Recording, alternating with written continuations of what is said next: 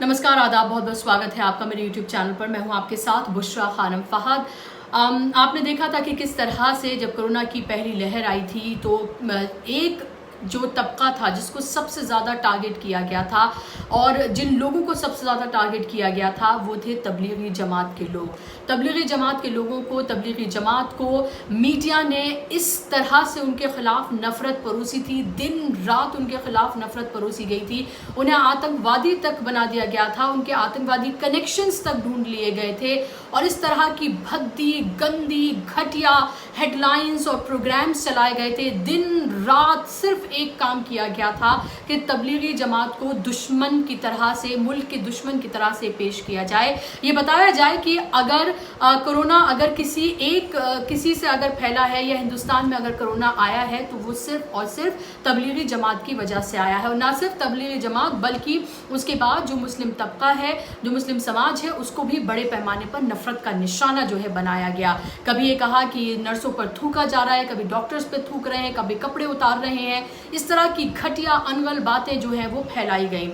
और अब आप ये देखिए कि जो ये मीडिया है, जो गोदी मीडिया है, नफरती मीडिया जो है, इसको अपनी करनी का फल अब भुगतना पड़ रहा है। आप ये देखिए तबलीगी जमात के लोगों का सब्र जो है वो अब काम आया है कि किस तरह से सब्र से उन्होंने काम लिया, अपने पर लगे हुए तमाम इल्ज़ामात को सहते हुए उन्होंने वो काम किया जिसके लिए वो जाने जाते हैं, समाज में बेहतरी करने के लिए, लोगों में अच्छाई फैलाने के लिए जिसके लिए वो जाने जाते हैं, वो काम उन्होंने किया।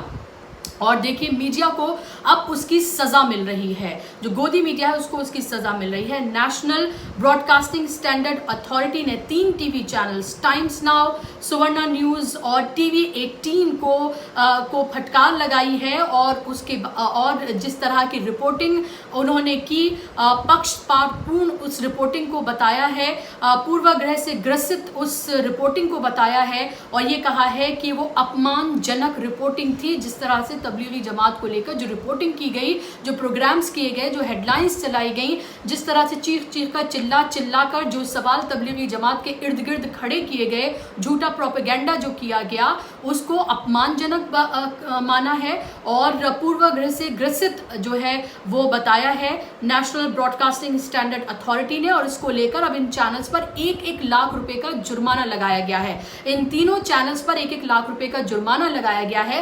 हो सकता है कि जुर्माना जो है ये बहुत बड़ा अमाउंट इन लोगों के लिए ना हो और ये बहुत आसानी से इसको दे दें, लेकिन ये एक करारे तमाचे की तरह है इन लोगों के ऊपर कि किस तरह से इन्होंने तबलीगी जमात को जिस तरह से बदनाम किया, उसकी देखिए कि किस तरह से बेइज्जती अब इन चैनल्स की हो रही है, किस तरह से नेशनल ब्रॉडकास्टिंग स्टैंडर्ड अथॉरिटी ने इन लोगों से कहा है कि 1-1 लाख रुपए का जुर्माना इनके ऊपर लगाया और 23 जून को बाकायदा तौर पर माफीनामा ऑन एयर इन लोगों को चलाना पड़ेगा। इन चैनल्स को अपना माफीनामा बाकायदा तौर पर अपने चैनल्स पर चलाना पड़ेगा, ठीक उसी तरीके से जैसे इन्होंने बड़ी बड़ी हेडलाइंस के साथ तबलीगी जमात को बदनाम किया था, बड़ी बड़ी हेडिंग्स के साथ तबलीगी जमात को बदनाम किया था।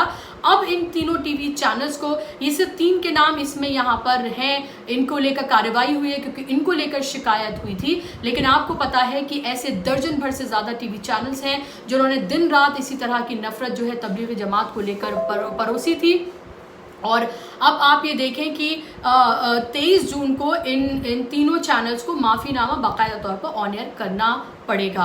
तो जो बेइज्जती इनकी इससे होगी उसका आप अंदाज़ा लगाइए कि एक तरफ उन्होंने उस तरह की रिपोर्ट्स चलाई, अब उन्हीं रिपोर्ट्स के लिए इनको माफ़ी मांगनी पड़ेगी, उसे ऑन एयर चलाना पड़ेगा और 1 लाख रुपए का जुर्माना भी भरना पड़ेगा। इससे ज़्यादा बेइज्जती किसी एक टीवी चैनल के लिए नहीं हो सकती है कि उसे अपने किए पर पछतावा है, वो अपनी चीज़ों को वापस ले रहा है, माफ़ी मांग रहा है, ये उसे ऑन एयर चलाना पड़ेगा।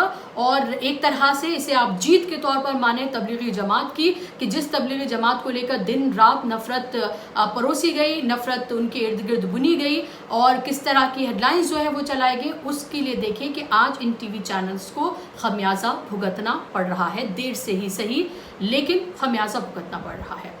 आपको मेरा आज का प्रोग्राम कैसा लगा मुझे ज़रूर बताइएगा।